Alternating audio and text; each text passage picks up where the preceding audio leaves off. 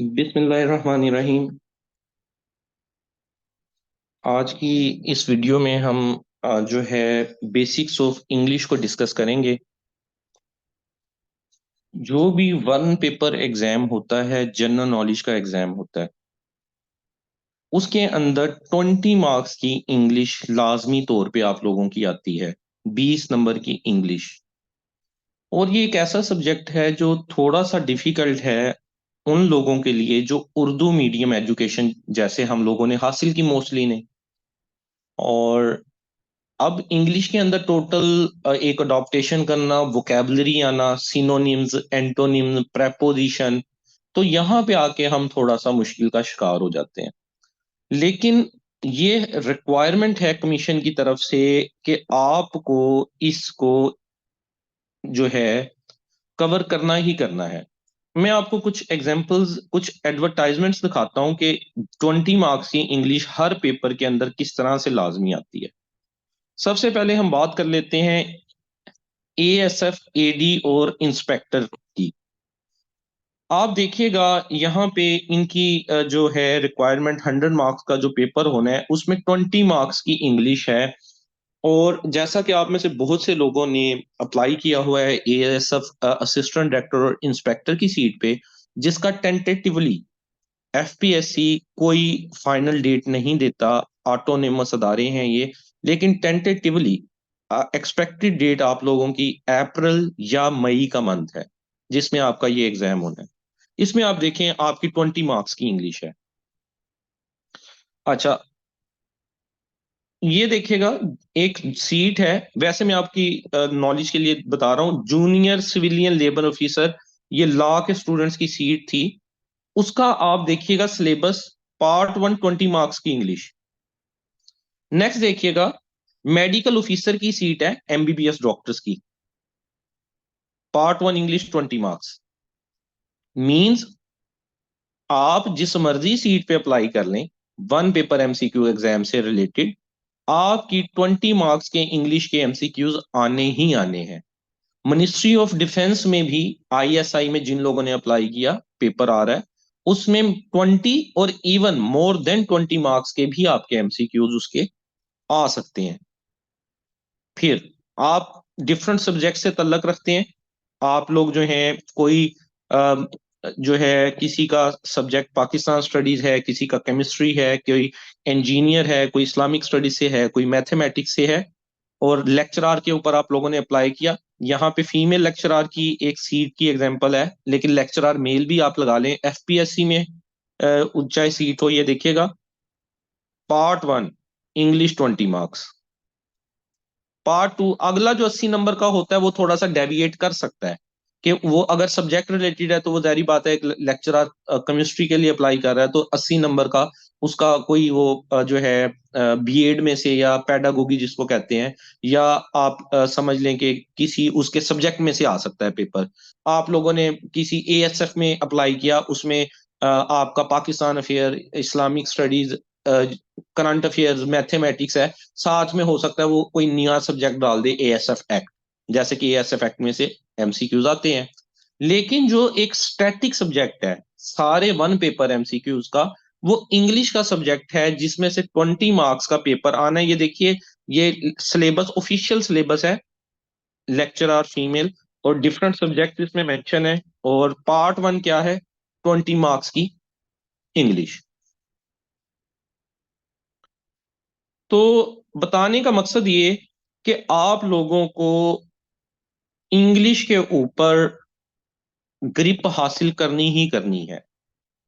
अब वो कौन से एरियाज हैं जिसके ऊपर आपको इंग्लिश में ग्रिप हासिल करनी है?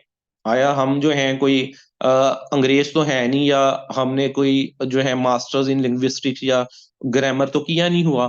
तो हमें कुछ एरियाज बताए जाते हैं कि पेपर में आपका जो कोर्स होगा वो किस तरह से होगा, किन एरियाज में से आपका पेपर पूछा जाएगा। तो आज के लेक्चर में बेसिकली जो हमारा फर्स्ट लेक्चर है, इसके अंदर हम डिस्कस करेंगे कि इंग्लिश के वो कौन से एरियाज हैं जिनमें से रेपिटेडली आते हैं, और उन एरियाज को हम कवर करने की अपने इस जो नेक्स्ट 8 से 9 लेक्चर्स हैं, उसके अंदर कोशिश करेंगे इंग्लिश को कवर करने की।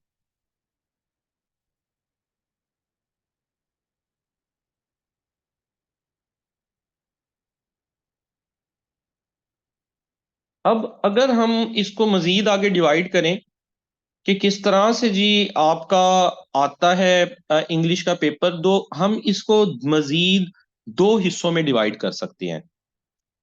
एक कहलाएगी ग्रामर और दूसरा हिस्सा कहलाएगा वोकेबलरी।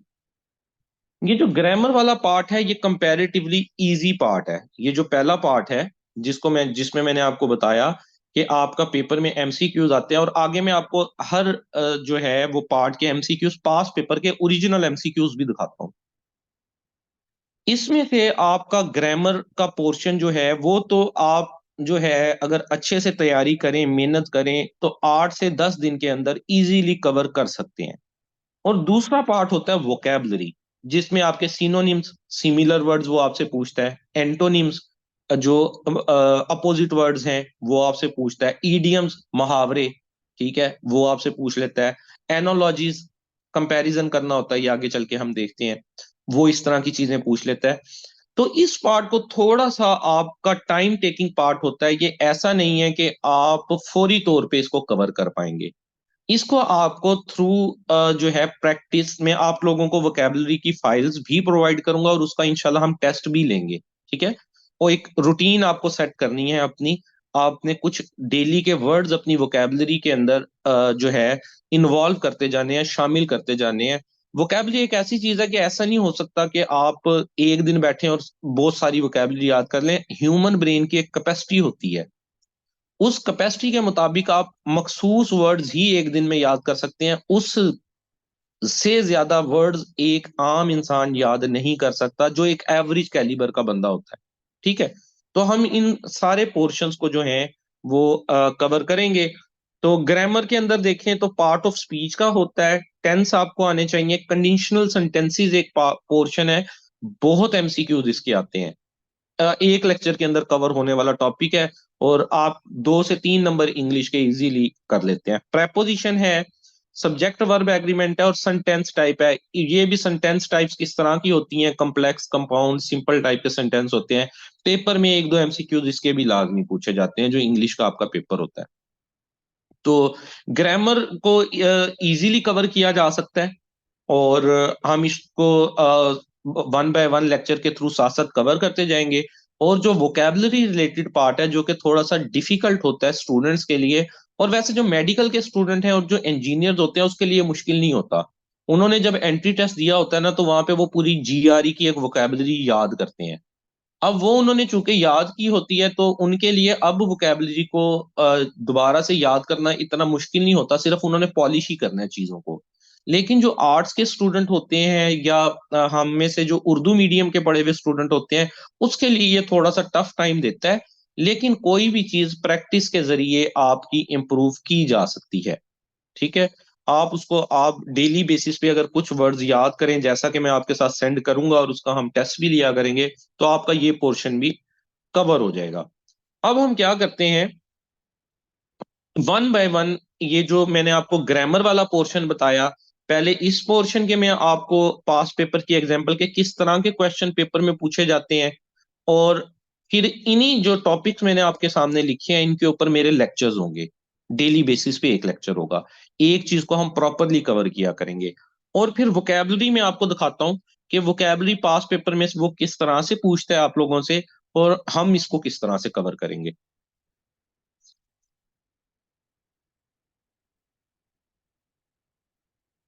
तो सबसे पहले हम स्टार्ट करते हैं, जो आपके एग्जाम आते हैं पास पेपर में क्वेश्चन, उसमें एक चीज आ जाती है, completion by correct part of speech. जो भी इंग्लिश की जब आपने बेस बनानी होती है, जब इंग्लिश ग्रामर आप सीखना स्टार्ट करते हैं, चाहे वो आपको इवन के पीएमएस सीएसएस एसए के लिए भी स्टार्ट करनी पड़े, तो सबसे पहली चीज जो होती है वो होती है पार्ट ऑफ स्पीच को समझना। कि इंग्लिश में जो इंग्लिश के लोग एक सेंटेंस लिखते हैं, वो सेंटेंस कुछ लफ्जों से मिलके बनता है, उनको बोलते हैं पार्ट ऑफ स्पीच। तो आपको पार्ट ऑफ स्पीच हम बचपन से पढ़ते आए, चीजों को सिर्फ रिवाइज करने की जरूरत है हमें। 8 तरह के पार्ट ऑफ स्पीच होते हैं। नाम, नाउन किसी चीज का नाम। प्रोनाउन वो चीज जो उस नाम की जगह इस्तेमाल हो। इसके ऊपर पार्ट ऑफ स्पीच पे हमारा प्रॉपर एक लेक्चर होगा। यहाँ जस्ट मैं आपको बताना चाह रहा हूँ कि पार्ट ऑफ स्पीच से रिलेटेड क्वेश्चन जो हैं वो पूछे जाते हैं। सिमिलर वर्ब्स हैं जो काम किया गया किसी सेंटेंस में। एडजेक्टिव है कोई तारीफ जो किसी नाउन या प्रोनाउन की गई। एडवर्ब जो वर्ब के लिए कोई काम किया गया, वर्ब की खसूसियात जो बता रहा है। Similarly preposition, conjunction and interjection, इनको हम आने वाले लेक्चर में एक तफसील के साथ इनको स्टडी करेंगे, क्योंकि जब तक हमें पार्ट ऑफ स्पीच का नहीं पता होगा हम इंग्लिश लैंग्वेज को ऊपर ग्रिप हासिल नहीं कर सकते। अब पार्ट ऑफ स्पीच से रिलेटेड वो क्या करता है एग्जामिनर, वो आपसे कुछ ये पास्ट पेपर के क्वेश्चन है जो आपके सामने में शो कर रहा हूं। जैसे सोसाइटी इज, वो पूछता है सोसाइटी क्या है। कॉमन नाउन है, प्रॉपर नाउन है, एब्स्ट्रैक्ट नाउन है या कलेक्टिव नाउन है। अब बेसिकली यहाँ एग्जामिनर ने जो नाउन नाम होता है किसी चीज का उसकी टाइप पूछ ली है। तो वेरी गुड। ये एक कलेक्टिव नाउन है जी। कलेक्टिव नाउन से मुराद देखिए, लफ्ज एक है सोसाइटी, हम सिर्फ एक वर्ड बोल रहे हैं सोसाइटी, और उसके अंदर बहुत सारे लोग आ जाते हैं, तो इससे मुराद होता है कलेक्टिव नाउन। जो एक ना, आप एक वर्ड बोलें और सारे उसमें आ जाए। फॉर एग्जाम्पल आप कहते हैं आर्मी। आर्मी का जब आप वर्ड यूज करते हैं आप एक बंदे की बात नहीं करते, आप ग्रुप ऑफ पीपल की बात करते हैं। जैसे पाकिस्तान में जो आर्मी में एक्टिव पर्सनल है वो 6 लाख है, आप उन 6 लाख को एक लफ्ज में डिस्क्राइब कर देते हैं। आप वर्ड यूज करते हैं ज्यूरी। ज्यूरी से मुराद होता है जजेस का पैनल, 5-6 जज बैठे हैं कोई फैसला करने, तो आप उनके लिए एक वर्ड यूज कर लेंगे ज्यूरी। आप वर्ड यूज करते हैं फैमिली, आप कहते हैं माय फैमिली, उसमें फैमिली में आपके सारे लोग आ गए, एक वर्ड ने कलेक्टिवली डिस्क्राइब कर दिया सबको, तो ये कहलाता है जो collective noun. Right answer is collective noun.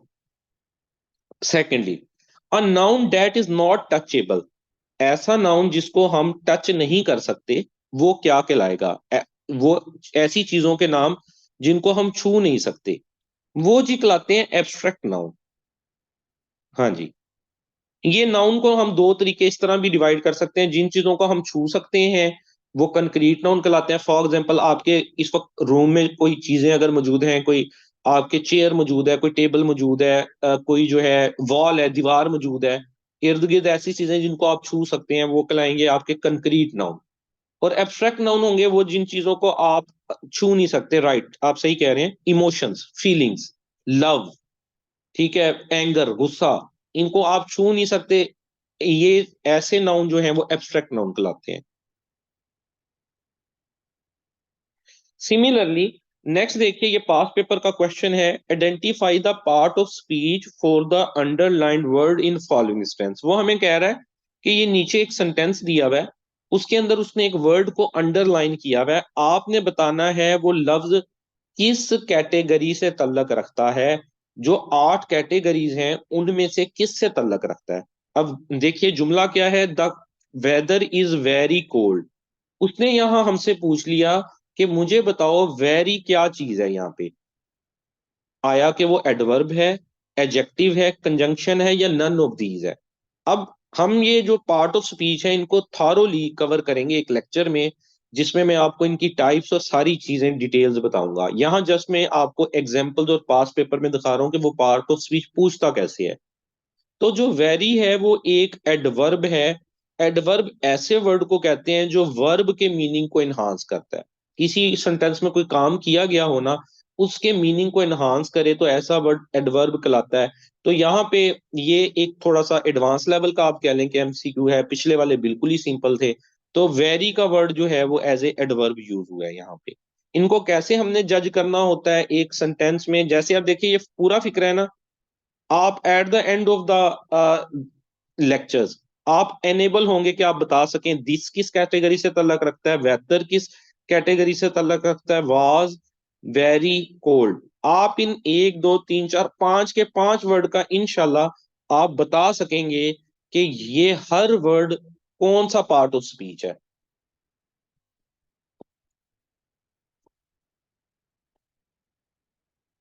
एक टाइप ये हो गई। दूसरी टाइप वो आपसे क्या पूछता है जी, वो आपसे कुछ क्वेश्चन पूछता है जिसके अंदर आपने टेंस का इस्तेमाल करते हुए एक जो उसने आपको सेंटेंस दिया उसको कंप्लीट करना है।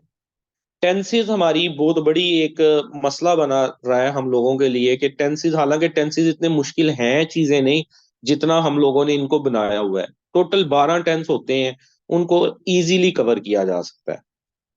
तो देखिए ये एक बिल्कुल सिंपल एग्जांपल आपको दिखाता हूँ। वो एक आपको फिक्रा दे देता है, अली डैश फुटबॉल एवरीडे। वो कहता है कि मुझे बताओ यहाँ पे कौन सा टेंस यूज होना है। चार ऑप्शन है, ए प्ले, दूसरा है प्लेड, तीसरा है प्लेज और चौथा है हैज प्लेड जी। यहाँ पे राइट आंसर है अली प्लेज फुटबॉल एवरीडे। ये बेसिकली जो है प्रेजेंट इनडेफिनेट टेंस है। सबसे पहला टेंस जो हम पढ़ना स्टार्ट करते हैं वो प्रेजेंट इनडेफिनेट टेंस होता है। तो यहाँ पे प्लेस का वर्ड जो है, करेक्ट फॉर्म ऑफ वर्ब जो इस्तेमाल होनी है वो, हाँ जी, इसको हम प्रेजेंट इंडेफिनेट या प्रेजेंट सिंपल टेंस भी बोलते हैं। सेकंड एग्जांपल देखिए। अब पिछले वाला तो बिल्कुल सिंपल था, यहाँ पे देखिए it dash outside for half an hour.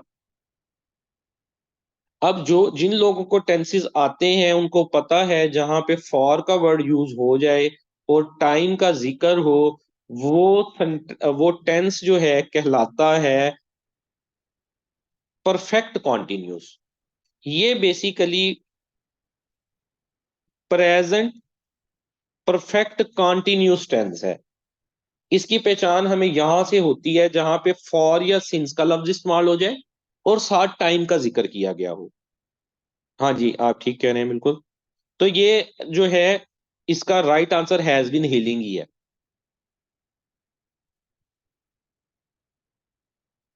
Next third example देखिए। वो आपसे पूछता है the sun dash at 6 this morning. सुबह सवेरे सूरज 6 बजे तलू हुआ। पास की बात हो रही है, एक काम जो हो चुका। तो ये बेसिकली कौन सा टेंस है बताइएगा, आप में से जिन लोगों को टेंस पे ग्रिप हासिल है। Very good, past simple.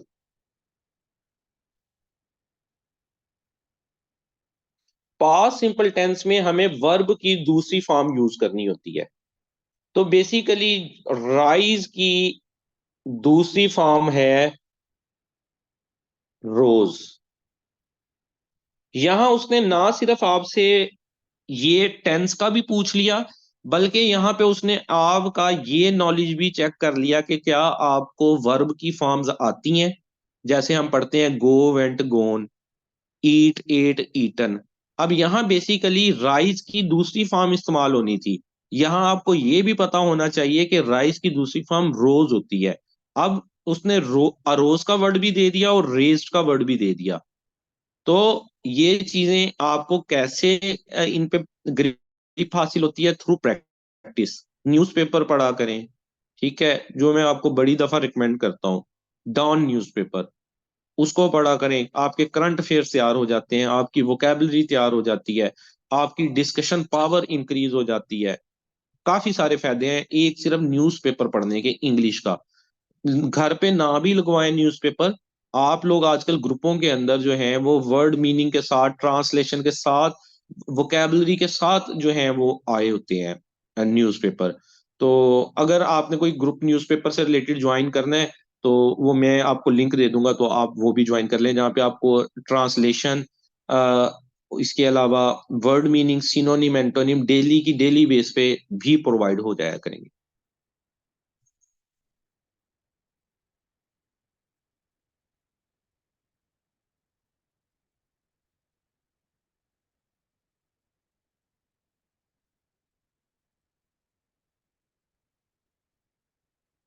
अच्छा, इसके बाद एक चीज आ जाती है करेक्ट वर्ड सिलेक्शन। आपने सही लफ्ज का इस्तेमाल करना है किसी भी जो है आपका एक फिक्रा दिया हुआ है। और ये वाला जो पोर्शन है ना, ये आप इसके ऊपर एक्सेल कब करते हैं, जब आप लोग की जो है वो रीडिंग पावर बढ़ जाती है।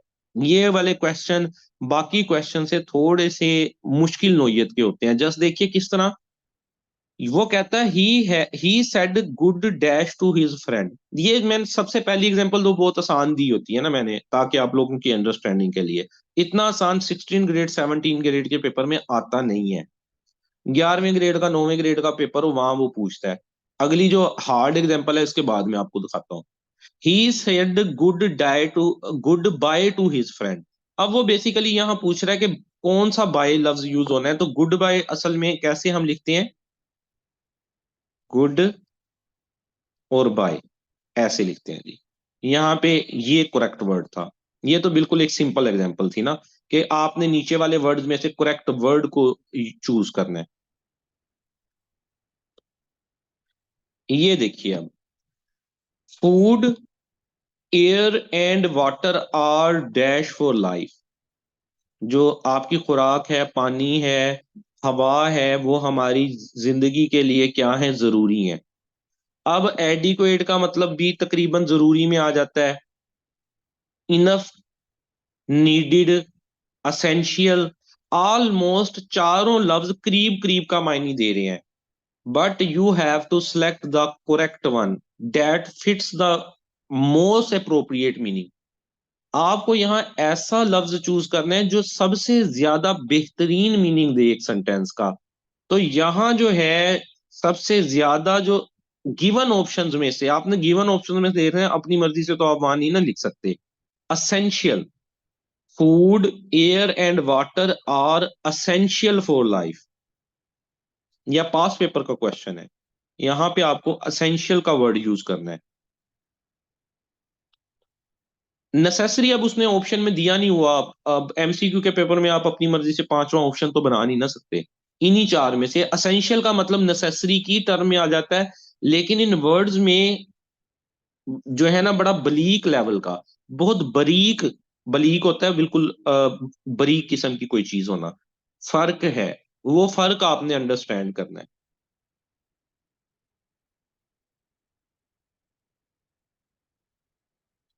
नेक्स्ट देखिए, my uncle gave me the finest compliment on my success. मेरे जो अंकल हैं उन्होंने मुझे मेरी कामयाबी पे एक बहुत अच्छा जो है वो जुमला कहा। कॉम्प्लीमेंट देना, किसी की तारीफ करना। अब बेसिकली आपको यहाँ वो पूछ रहा है कॉम्प्लीमेंट के स्पेलिंग आने चाहिए। तीनों लफ्ज उसने दिए हुए हैं, compliment, complimenting, compliment and none of these. Right answer is compliment. यहाँ वो बेसिकली आप लोगों की स्पेलिंग की भी देख रहा है कि आपको सही स्पेलिंग आते हैं या नहीं आते।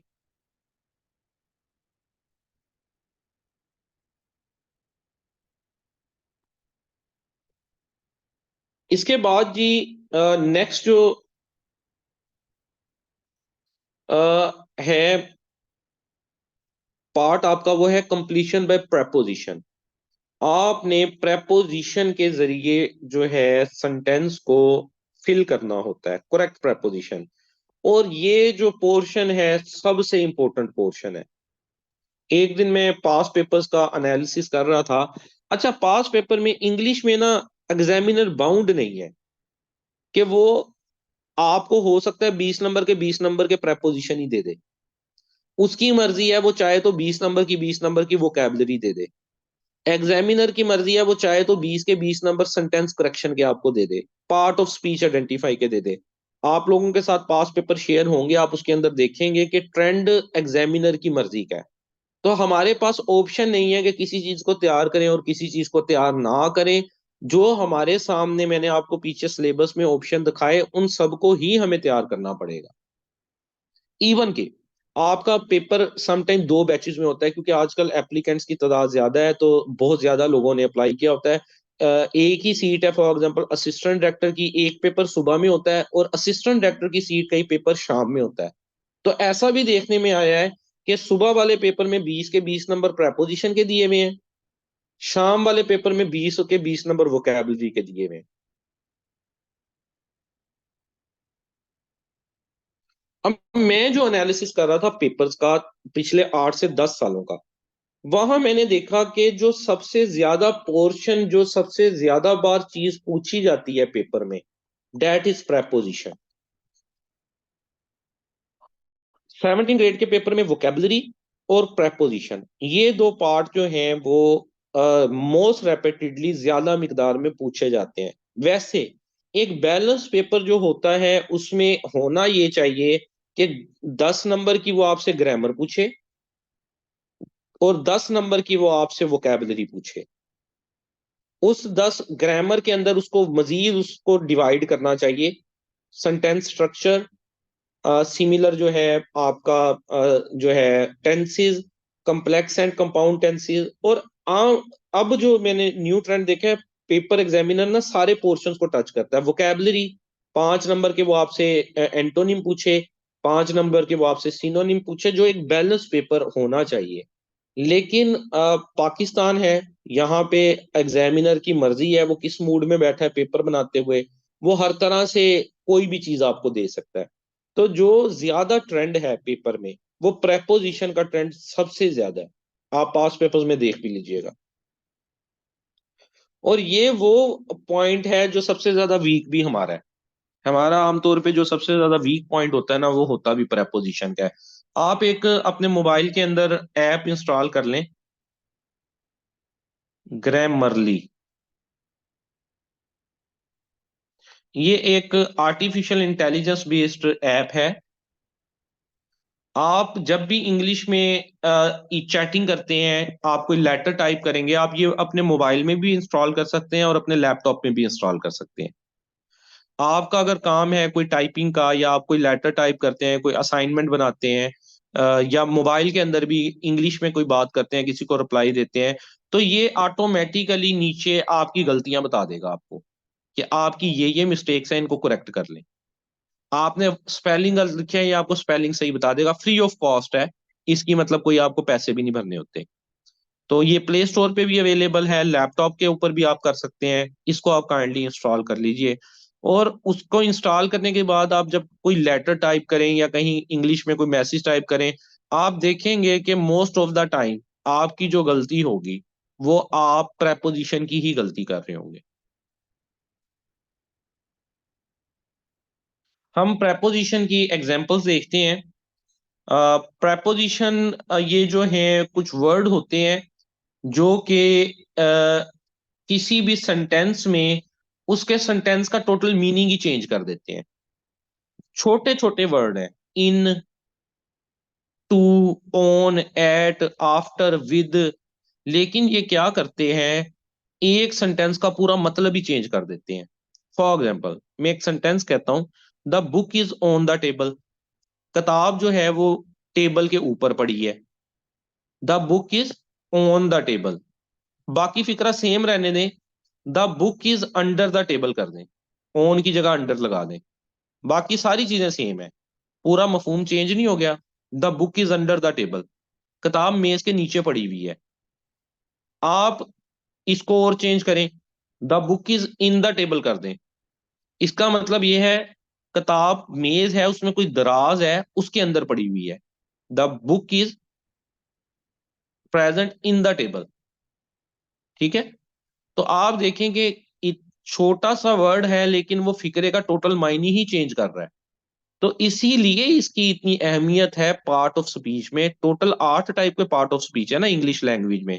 किसी भी सेंटेंस में आप जो वर्ड लिखते हैं ना, वो 8 टाइप के होते हैं। उनमें से एक पार्ट ऑफ स्पीच प्रेपोजिशन भी है। और ये सबसे ज्यादा इंपॉर्टेंट किरदार अदा करता है किसी भी सेंटेंस के अंदर।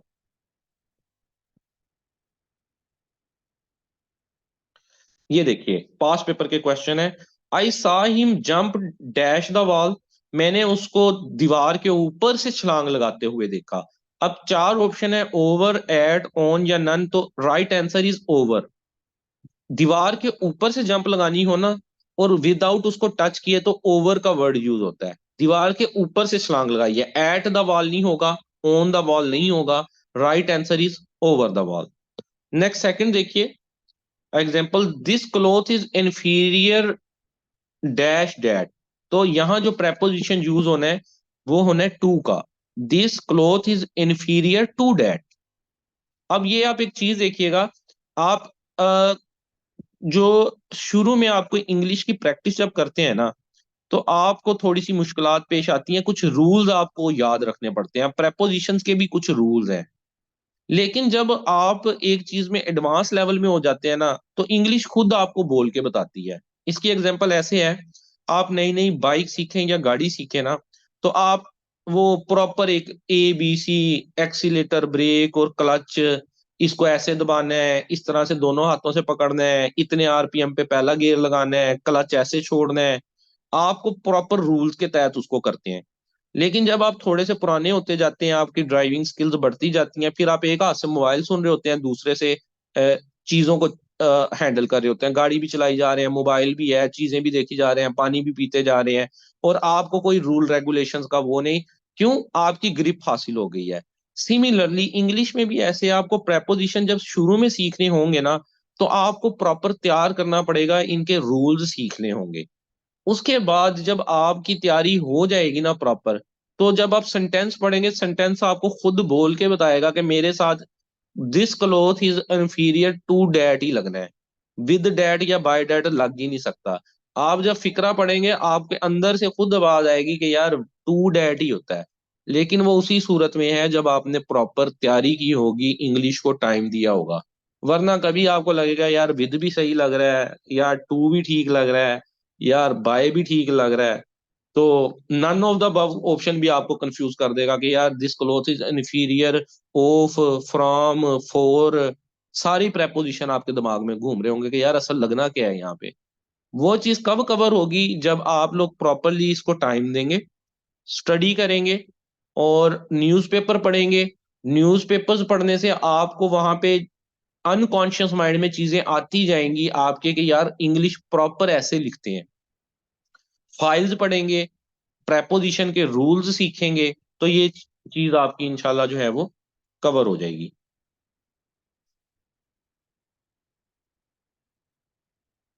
उसके बाद जी जो है वो नेक्स्ट आपका टॉपिक आ जाता है सेंटेंस की टाइप पे। मोस्ट इंपॉर्टेंट टाइप का ये एक टॉपिक है। अब वो मैं बकाया उसको प्रेपोजिशन को भी इंपॉर्टेंट कह रहा था, ये सेकंड नंबर पे लगा लें। वो अगर मोस्ट इंपॉर्टेंट है तो ये सेकंड नंबर का टॉपिक लगा लें। सेंटेंस की टाइप। सेंटेंस की वो आपसे टाइप पूछ लेता है सेंटेंस की, इसके ऊपर पूरा हमारा एक लेक्चर है सेंटेंस की टाइप पढ़ने पे ना। सेंटेंस को, एक फिक्रे को हम दो तरह से कैटेगराइज कर सकते हैं। एक हम उसके फंक्शन की बुनियाद पे,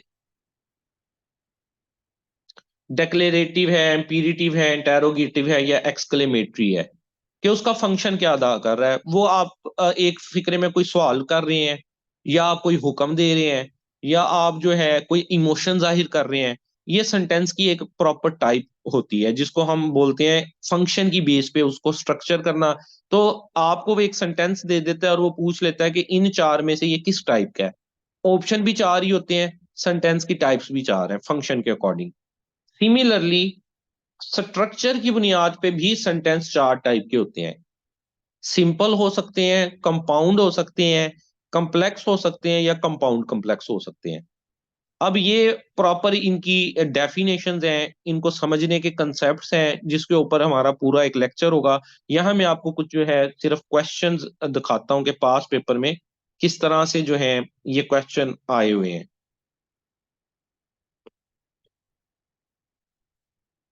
देखिएगा, buying new footwear is my hobby. नए जूते खरीदना मेरी एक जो है वो हॉबी है, मेरा एक मशगला है। वो पूछ रहा है ये सेंटेंस किस टाइप का है। आया कि ये सिंपल है, कम्प्लेक्स है, कंपाउंड कम्प्लेक्स है या कंपाउंड है। स्ट्रक्चर की बुनियाद पे सेंटेंस की होती ही चार टाइप्स हैं, और ये सेंटेंस बिल्कुल एक सिंपल सेंटेंस है। बाकी सेंटेंसेस में किसी में जो है वो इंडिपेंडेंट क्लास, डिपेंडेंट क्लास, इस तरह के मामले आ जाते हैं, वो अगले लेवल की चीजें हैं, उसको हम इंशाल्लाह नेक्स्ट लेक्चर में, जब इसका लेक्चर आएगा सेंटेंस की टाइप का, उसमें कवर करेंगे।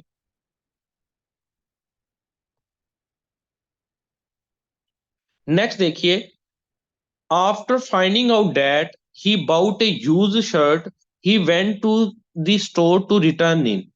उस आफ्टर फाइंडिंग आउट उसको पता चला कि ये जो उसने शर्ट ली है ये तो यूज शर्ट है, तो उसने क्या किया, he went to the store to return it, वो ना स्टोर पे वापस चला गया उसको वापस करने। अब वो पूछ रहा है मुझे बताओ ये जो सेंटेंस का एक स्ट्रक्चर है उसके अकॉर्डिंग ये किस टाइप के अंदर आता है। तो ये वाला जो है जी कम्प्लेक्स सेंटेंस बनता है। ठीक है जी। क्यों बनता है उसकी डिटेल्स हम जो है नेक्स्ट जब हमारा वो लेक्चर आएगा उसमें देखेंगे। तो ये जो पोर्शंस मैंने आपको बताए इसमें एक शायद इधर स्लाइड्स में नहीं है, एक और चीज होती है उसको हम बोलते हैं कंडीशनल सेंटेंसेस। ठीक है, ग्रामर में एक चीज और आती है उसको हम बोलते हैं कंडीशनल सेंटेंसेस। वो भी हम कवर करेंगे। वो इस तरह के सेंटेंस हैं कंडीशनल, अगर मैं छोटा सा आपको ब्रीफ कंसेप्ट दूं कि अगर फिक्रे का वो ऐसे फिक्रे ना कंडीशनल सेंटेंसेस दो हिस्सों पे मुश्तमिल होंगे। आपने से वो पूछेगा एक हिस्सा देके और पूछेगा दूसरे हिस्से में कौन सा टेंस आना है। ये चार टाइप के होते हैं कंडीशनल सेंटेंसेस। और ये रूल है इंग्लिश का कि एक तरफ अगर ये वाला टेंस आ गया तो दूसरी तरफ लाजमी तौर पे ये टेंस आएगा। इसीलिए इसको बोला जाता है कंडीशनल सेंटेंसेस। कंडीशंस लगाना, किसी पे शर्त लगा देना। एक फिक्रे में अगर ये टेंस यूज हुआ है तो दूसरे में लाजमी तौर पे वो फला टेंस यूज होना है। तो एक पोर्शन ये भी है जिसमें से एग्जामिनर क्वेश्चन देना पसंद करता है। तो ये पोर्शन तो ये हमारे हो गए ग्रामर वाले, जिसके अंदर से पेपर में ग्रामर आती है। दूसरा इंग्लिश का जो एमसीक्यूज आते हैं वो आती है जी आपकी वोकैबलरी। वोकैबलरी के अंदर वो आपका देखता है कि आपने आपको एंटोनिम, एंटोनिम कहते हैं मुतजाद अल्फाज को, अपोजिट पता होना चाहिए। सिनोनिम, एक दूसरे के जो है सेम मीनिंग वाले वर्ड्स, सिमिलर वर्ड्स, आपको वो पता होना चाहिए। ठीक है। इसके अंदर आपके ईडियम्स भी आ जाते हैं, मुहावरे, आपको मुहावरों के मतलब आने चाहिए। तो वन बाय वन इसको हम देखते जाते हैं। सबसे पहले देखिए इसमें एंटोनिम में पास पेपर का ही क्वेश्चन है, ये 17 ग्रेड के पेपर का क्वेश्चन है। फाइंड द एंटोनिम, मुतजाद आपने बताना है यहाँ पे, अपोजिट वर्ड बताना है जियर का। बता सकते हैं आप इनमें से कौन सा है जी।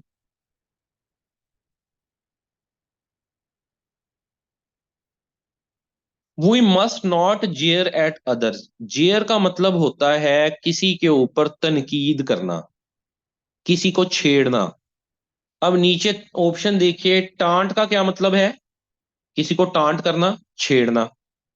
मॉक का क्या मतलब है, किसी को छेड़ना, तंग करना, किसी के ऊपर हुटिंग करना। टीज का क्या मतलब है, किसी को तंग करना। ये तीनों जो वर्ड हैं वो बेसिकली जेयर के सिनोनिम्स हैं, लेकिन उसने हमसे एंटोनिम पूछा है। तो इसका आंसर होगा नन ऑफ द अबव।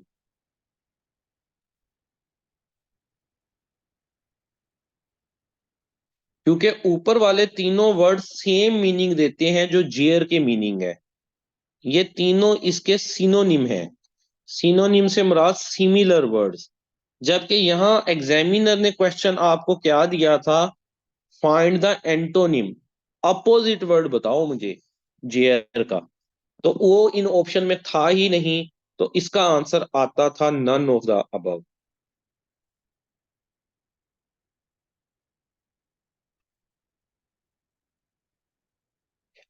देखिए हमने आपने वोकैबलरी को किस तरह से जो है वो याद करना होता है। आप एक वर्ड देखते हैं इंग्लिश लैंग्वेज का, आप मैं बार बार रिपीट कर रहा हूँ, जो है रिडंडेंशन हो रही है बात के अंदर, बार बार रेपिटेशन आ रही है। न्यूज़पेपर पढ़ना, देखिए आप न्यूज़पेपर पढ़ें, बिगनर हैं आपसे आधा सफा भी नहीं पढ़ा जाएगा डॉन न्यूज़पेपर का। उसी आधे सफे में कोई 20 वर्ड ऐसे आ जाएंगे जिनके आपको मीनिंग ही नहीं आते होंगे। एडवांस लेवल पे हैं, आप ठक ठक करके 4-5 आर्टिकल 10 से 15 मिनट में भी पढ़ सकते हैं। आपको पता है कि आपका लेवल क्या है। लेकिन जब आप पढ़ रहे हैं कोई ऐसा वर्ड आ जाता है जिसका आपको मीनिंग नहीं आता, गूगल पे जाएं, वो वर्ड लिखें। इतनी चीजें अब आसान है, देखिए वो आपको ये भी बताएगा जेयर का जो वर्ड है वो किस कैटेगरी से तल्लक रखता है। आपने वर्ड लिखेंगे ना जी, वो ये बताएगा ये वर्ब है, काम करना, कोई काम है। वर्ड की कैटेगरी भी वो आपको बता रहा है, इसके वो सिमिलर वर्ड्स आपको बताएगा। Taunt, mock, ridicule, deride, tease, insult, abuse. अगर आप एक वर्ड इस तरह से याद कर लें तो नीचे आप देखिए आपको 8 से 9 वर्ड्स याद हो जाएंगे एक दिन में। अगर आप सिर्फ एक जेर का वर्ड याद कर लेना और उसको नेट पे ले जाएं और वहां लिखें उसका जो है जी सिनोनिम लिख दें या एंटोनिम लिख दें, नीचे 7 से 8 वर्ड आ जाते हैं। अपने नोट्स बनाएं, ठीक है, इन चीजों को इस तरह से तैयार करें। वोकेबलरी को तैयार करने का कोई शॉर्टकट नहीं है। मोटी मोटी फाइल है, जितनी फाइल कहते हैं आपको भेज देता हूँ। जीआरई की कहते हैं, एडवांस वोकेबलरी की कहते हैं, ठीक है, पास पेपर्स में जो जो है वो भेज देता हूँ आपको, अलग अलग करके मटेरियल सारा सॉर्ट आउट किया हुआ पड़ा हुआ है। मसला क्या है? मसला ये है कि वो आपने याद करना है। वोकेबलरी एक ऐसा पोर्शन है जिसको स्टूडेंट ने ही तैयार करना है, खुद से उसको पढ़ना पड़ेगा उसको। अगर मैं क्रैमिंग का वर्ड भी बोलूं तो यहाँ पे कोई इसके अंदर ना मजाका नहीं, क्रैमिंग से मुराद रट्टा लगाना, सीधा सीधा रट्टा लगाने वाली बात है। ठीक है, कुछ एसोसिएशंस हैं, तरीकाकार हैं वोकेबलरी याद करने के भी, लेकिन एट द एंड आपको थोड़ा सा जो है वो क्रैम भी करना पड़ेगा वोकेबलरी के मामलात को। और पास पेपर में आप देखेंगे वोकेबलरी के वर्ड ना बहुत मुश्किल मुश्किल पूछे होते हैं, लेकिन इसमें परेशान होने की बात नहीं होती। आप एक पेपर में अपियर हो, आपके सामने बहुत ज्यादा मुश्किल वोकेबलरी आ गई है, देखें अगर बहुत ज्यादा मुश्किल चीज आ गई है ना पेपर में, तो वो सबके लिए मुश्किल है, सिर्फ आपके लिए नहीं, उस पेपर का ओवरऑल मेरिट डाउन चला जाएगा। आपने कभी भी पेपर मुश्किल देख के घबराना नहीं है। आपने बिल्कुल तैयारी नहीं की हुई फिर तो वैसे ही घबराना नहीं बनता। आप तो वैसे ही शुगल मेले के लिए गए हैं ना पेपर में, फिर घबराना कैसा? घूमे फिरे, दोस्तों से मिले, लाहौर का है या मुल्तान का है, पेपर आपने सेंटर रखा है, आपके यूनिवर्सिटी के दोस्त भी आए होते हैं, उनके साथ गपशप मारे और वापस आ जाए। लेकिन अगर आपने पढ़ा है और अच्छी तरह चीजों को 3 महीने 6 महीने लगा के और पेपर में गए हैं और आपको डिसअपॉइंटमेंट होती है एमसीक्यू देख के कि यार ये तो मुश्किल ही पेपर बहुत आ गया है, तो तब आपने घबराना नहीं है। ठीक है, तब आपने ये चीज सोचनी है कि ये जितने एस्पिरेंट मेरे साथ बैठे हैं ना, ये भी हम में से ही हैं, ये उनके लिए भी मुश्किल है, इसका मतलब इस पेपर का मेरिट ही कम बनना है। अब मैं आपको सिनोनिम की एग्जांपल दिखाता हूँ। ये पास पेपर के हैं, देखिए। सिनोनिम उसने पूछ लिया स्कैंटी। स्कैंटी का मतलब होता है कम मिकदार, मीगर का मतलब भी कम मिकदार है। आगे देखिए सैबोटाज। सैबोटाज का मतलब होता है किसी चीज को खराब कर देना, किसी चीज के ऊपर कब्जा कर लेना, तो इसका आता है डिसरप्ट। फिर देखिए रप्चर। रप्चर का मतलब है किसी चीज का फट जाना, किसी चीज का खराब हो जाना, किसी चीज में क्रैक आ जाना, तो इसका सिनोनिम है क्रैक। अब कुछ तो वोकेबलरी ऐसी आती है जिसमें हमें ना कुछ आइडिया हो रहा होता है, हमें वर्ड का मतलब पता चल रहा होता है, नीचे जो 4 ऑप्शन दिए ना उसका मतलब पता चल रहा होता है। लेकिन असल में जब 17 ग्रेड के आप पेपर में अपेयर होते हैं ना, जो वर्ड आपके सामने आता है ना, आपको उसका मतलब पता होता है ना, जो नीचे 4 ऑप्शन दिए होते हैं उसका मतलब पता होता है। ये अक्सर होता है इस तरह ना। तो यहाँ बात आ जाती है वही घबराना नहीं वाली, ठीक है, कि वो सबके लिए ही मुश्किल है वर्ड, सिर्फ आप अकेले के लिए मुश्किल नहीं है। तो जहां जरा आसान होते हैं, हमें थोड़ा सा पता चल रहा होता है, एक दो ऑप्शन में हम कंफ्यूज होते हैं, ऊपर वाले वर्ड जो उसने पूछा होता है उसका मीनिंग हमें आता होता है, सम टाइम नीचे वाले जो 4 ऑप्शन दिए होते हैं वो थोड़े से टफ हो जाते हैं, वहां आप एजुकेशनल गेस की तरफ चले जाते हैं। अगर नेगेटिव मार्किंग नहीं है पेपर में तो आप तुक्का लगाएं, रज के लगाएं। एफपीएससी के पेपर है ना, एफपीएससी के paper, federal public service commission, उनमें कोई नेगेटिव मार्किंग नहीं है। एएसएफ के पेपर में, इंटेलिजेंस ब्यूरो के पेपर में, एफआईए के पेपर में रज के तुक्के लगाएं, पूरा पेपर अटेम्प्ट करके आए। लेकिन जिन पेपर में अगर तो आ गई ना नेगेटिव मार्किंग, वहां ये ना हो गया आपका पेपर का जब रिजल्ट है तो आपको पता चले माइनस में नंबर आए हुए हैं आपके।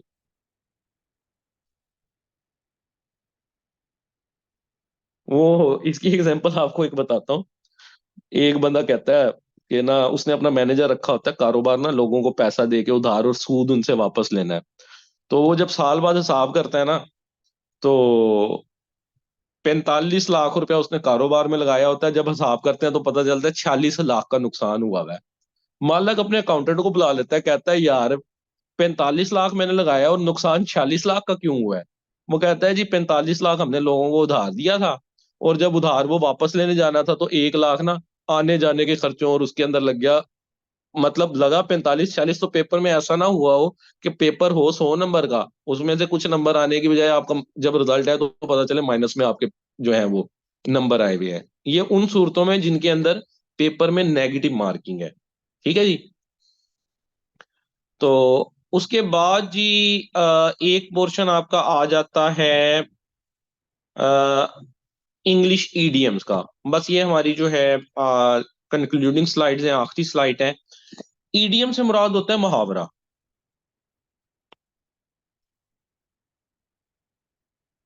ईडियम से मुराद क्या है? मुहावरा।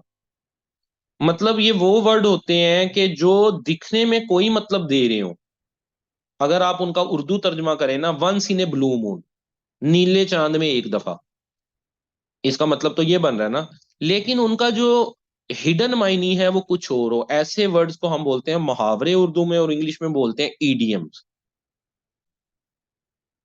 तो ये भी ईडियम्स बेसिकली दे के आपकी वोकेबलरी चेक की जा रही होती है कि आपको इंग्लिश के वर्ड्स के ऊपर कितना अबूर हासिल है। इसके हम कुछ एग्जांपल देख लेते हैं।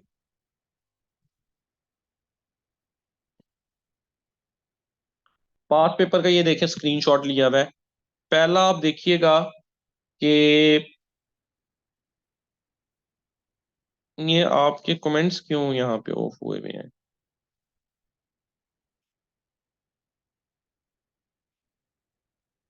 चलें। Some the idiom when fly pigs, when pigs fly. Pig जो है ये एक एनिमल है, जिसे हम जो इस्लाम में हराम भी है उसको कहते हैं। तो जिसको हम कहते हैं कि पिग का अब लफ्जी मतलब तो है कि व्हेन पिग फ्लाई, जब पिग उड़ना शुरू करे। ठीक है। लेकिन अब वो इसका पूछ रहा है ये ईडीएम, इसका अंदर हिडन मायनी क्या है? तो व्हेन पिग फ्लाई का मतलब ये है कि एक ऐसी चीज जो हो ना सके।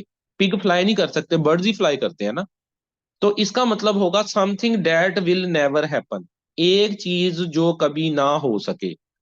बाकी तीन ऑप्शन देखिए, समथिंग बैड नहीं जी, समथिंग गुड टू हैपन नहीं जी, नन ऑफ दीज नहीं जी। इसका राइट आंसर ए ही बनता है, something that will never happen, एक ऐसी चीज जो कभी हो ना सके। कुछ ईडीएम सेल्फ एक्सप्लेनेटरी होते हैं, उनका मतलब पढ़ के ही आपको इवन आता नहीं होता, उसका मतलब कभी आपने जिंदगी में पढ़ा नहीं होता। लेकिन अगर आप उसको थोड़ी सी सेंस इस्तेमाल करते हैं ना तो आपको पता चल जाता है यार इसका मीनिंग जो है ना वो यही निकल रहा है। आप समटाइम क्वेश्चन दे के नर्वस हो जाते हैं, आप कहते हैं यार ये तो मैंने कभी पढ़ा ही नहीं। तो चीजों को वहां पे एग्जाम में बैठ के नर्वस नहीं होना होता। मेन चीज होती है आपने अपनी नर्व्स पे काबू रखना होता है। ये एग्जाम्स है ही आपकी नर्व्स के। Basically in a real environment आप अपने ब्रेन को कैसे एक्टिव रखते हैं और किस तरह से चूज करते हैं। और ये क्यों आपसे इस तरह का लिया जाता है? देखें, कल को आपने जॉब नहीं करनी, जॉब में अगर एक बंदा, ये जो खासकर एजेंसियों की जॉब है, चाहे वो एएसएफ है, चाहे वो एमओडी है, आईबी है, एफआईए है, अगर एक बंदा पेपर में बैठ के कंफ्यूज हो जाता है तो जब उसके सामने क्रिमिनल किस्म के केसेस आएंगे वहां वो क्या करेगा? तो ये बेसिकली जज किया जाता है कि एक बंदा पेपर के आपको एग्जाम से गुजार के कि वो अपनी नर्व्स पे कितना काबू पा सकता है, वो डिसीजन मेकिंग कैसे कर सकता है। तो नेक्स्ट देखिए, तो यहाँ बताने का मकसद ये कि समटाइम कुछ ऐसे वर्ड आपके सामने आते हैं जो जिंदगी में आपने सुने ही नहीं होते, लेकिन अगर आप अपनी नर्व्स पे काबू पाके उसको अंडरस्टैंड करें और मीनिंग निकालने की कोशिश करें इडियम्स का हिडन, तो आप मीनिंग पे पहुंच सकते हैं उसके। नेक्स्ट देखिए, the idiom once in a blue moon. ये एक इडियम है, once in a blue moon, नीले चांद में एक बार। अगर हम इसका उर्दू तर्जमा करें वो तो ये बनता है। लेकिन ये एक इडियम है, एक मुहावरा है, जिसका मतलब है एक ऐसी चीज जो कभी कभार हो, an even that happens infrequently. ठीक है। और बाकी ऑप्शन देखिए, once in a blue month वो कह रहा है एवरी मंथ, हर महीने नहीं जी। That will never happen again, जो कभी भी ना हो, ये भी नहीं है जी। An even that happens infrequently, एक ऐसा अमल जो शाजो नादर हो, सेल्डम, कभी कभार। तो इसका ये राइट आंसर है जी। तो बेसिकली आज के लेक्चर में हम लोगों ने ये चीज देखी कि किस तरह से आप लोगों के जो पास जो पेपर है उसमें इंग्लिश पोर्शन के किन एरियाज को कवर किया जाना जरूरी है। अगर मैं समराइज करूं तो हमें दो चीजों को कवर करना है। एक ग्रामर, दूसरी वोकैबलरी। ग्रामर के 7 से 8 टॉपिक होते हैं, उनके ऊपर डेली बेस पे हमारा एक लेक्चर होगा। वो आपकी 8 से 10 दिन में इंग्लिश की ग्रामर कवर हो जाएगी। उसके साथ ही मैं आपको वोकैबलरी डेली बेसिस पे भेजूंगा, उसका हम टेस्ट भी रखेंगे ताकि आप वोकैबलरी को याद करने की एक रूटीन बना लें। और ग्रामर वाली रूटीन तो आप छोड़ भी दें जब जब हमारा सब्जेक्ट इंग्लिश कंप्लीट हो जाएगा, ठीक है। लेकिन आप वोकैबलरी वाली रूटीन को नहीं छोड़ेंगे अनटिल योर पेपर। और जब 3-4 महीने आप वोकैबलरी तैयार कर लेंगे ना, जब अच्छा खासा एक आपका पास जो है वो वोकैबलरी के वर्ड्स हो जाएंगे, तो फिर आपको बार बार बहुत ज्यादा चीजों की जरूरत नहीं पड़ती कि आप बार बार कोई बुक्स उठाएं या वोकैबलरी को तैयार करें। तो इन चीजों को इंशाल्लाह उम्मीद है कि आप लोग सीरियस लेके जो चीजें मैंने बताई हैं उनके ऊपर अमल करते हुए, सिर्फ ये नहीं करेंगे कि बस लेक्चर लेके और जी काम हो गया पूरा। डेली बेसिस पे स्टडी को टाइम भी देंगे ताकि जब पेपर आए तो आप चीजों को कामयाबी के साथ कर सके। तो किसी किस्म का आपका कोई क्वेश्चन हो तो वो आप मेरे से पूछ सकते हैं। यहाँ पे मुझे लग रहा है कि आपका ना क्वेश्चन वाला ऑप्शन किसी जो है ना वो ऑफ हुआ है, क्योंकि इतनी जो है ना खामोशी होती नहीं है। अच्छा ये हो गया, ठीक है। चले, ठीक हो गया जी। तो जो लोग आप में से सो गए हैं वो हैंड फ्री वगैरह या लेक्चर खत्म हो गया उतार लें। ऑनलाइन लेक्चर में ये बड़ा होता है, अक्सर सो जाते हैं, कोई चाय पीने चला जाता है, कोई ड्रामा देख रहा होता है। तो ये ना हो कि जो सो गया वो सारी रात ही लेक्चर चलता रहे। तो काइंडली हैंड फ्री हूंड फ्री उतार लें। कोई और चीज कर रहे हैं तो आप प्रॉपरली करना शुरू कर दें, लेक्चर ऑफ कर दें। ये देखें, इसके ऊपर आप साहब के कमेंट आए हैं। इसका मतलब है कि पिछला लेक्चर आप लोग ना कोई और एक्टिविटीज के अंदर ही बिजी थे। चलें कोई नहीं, कर लें मौजें पेपर वाले दिन ना, फिर अल्फाज आपको याद आएंगे। लेकिन जब आपने सुने नहीं होंगे तो याद कैसे आएंगे, ये भी तो मसला है। चलें कोई क्वेश्चन है तो पूछ लें, वरना वाइंड अप करते हैं जी लेक्चर को। तभी अगले दिन सारे जो है ना वो रिकॉर्डिंग मांग रहे होते हैं मेरे से। चलें, वेरी गुड।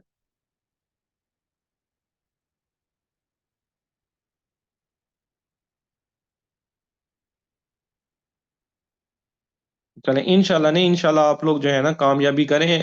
हमारे जिम्मे सिर्फ जो है ना वो मेहनत करना है। आगे सिलेक्शन होना ना सिलेक्शन होना, रिवार्ड मिलना, वो अल्लाह पाक ने के जिम्मे होता है। मेहनत करना हमारे जिम्मे होता है। हमारा नसीब जो लिखा है हमारी मेहनत की बेस के ऊपर लिखा गया है। तो हमने सिर्फ मेहनत करनी है, रिवार्ड अल्लाह ताला की तरफ से। और जब आप तैयारी करते हैं पढ़ते हैं ना, यकीन करें कहीं ना कहीं से आपको उसका सिला मिल जाता है।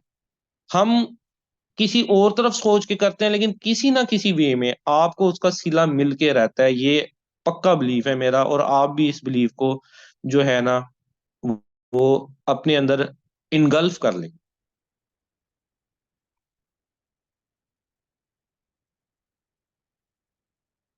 हाँ, जिनको जो जो जो चीजें आपको वोकेबलरी की लिस्ट, किसी को और कोई मटेरियल, किसी को लिंक शिंक जो चीजें शेयर की, वो आप लोग मुझे जो है इनबॉक्स कर देंगे, ठीक है। व्हाट्सएप नंबर पे 0300 4247 503, ठीक है जी।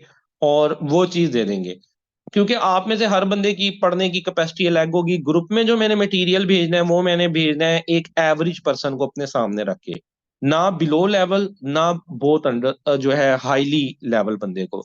एक एवरेज लेवल के बंदे को रख के मैंने उतना मटेरियल भेजना है जो एक आप कवर कर सकें।